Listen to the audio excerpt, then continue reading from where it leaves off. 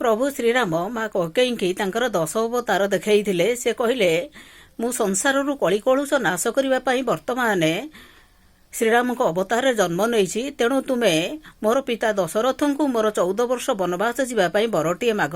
ଏହାଦ୍ୱାରା ମୋର ପରମ ଭକ୍ତ ଜୟବିଜୟଙ୍କୁ ଏ ଜନ୍ମରୁ ମୁଁ ତାଙ୍କୁ ମୁକ୍ତି କରିପାରିବି। ପ୍ରଭୁ ଶ୍ରୀରାମଙ୍କ କଥାରେ ମା କୈକେୟୀ ଦଶରଥଙ୍କୁ 14 ବର୍ଷ ପ୍ରଭୁ ରାମଚନ୍ଦ୍ର ଯିବା ପାଇଁ ବର ମାଗିଥିଲେ ଏବଂ ଚାରିଆଡ଼େ ମା କୈକେୟୀଙ୍କୁ ନିନ୍ଦା ଅପବାଦ ମିଳିଥିଲା।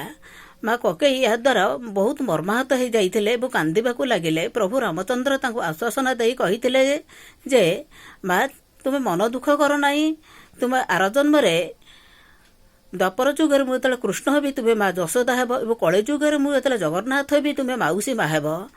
ତେଣୁ ମା କୈକେୟୀ, ମା ଯଶୋଦା ଏବଂ ମା ମାଉସୀ ମା ଏମାନେ ହେଉଛନ୍ତି ଗୋଟିଏ ରୂପ, ଭିନ୍ନ ନାମ। ପ୍ରଭୁଙ୍କର ଅବତାର ନେଇକରି ଏମାନଙ୍କର ଜନ୍ମ। ଜୟ ଜଗନ୍ନାଥ।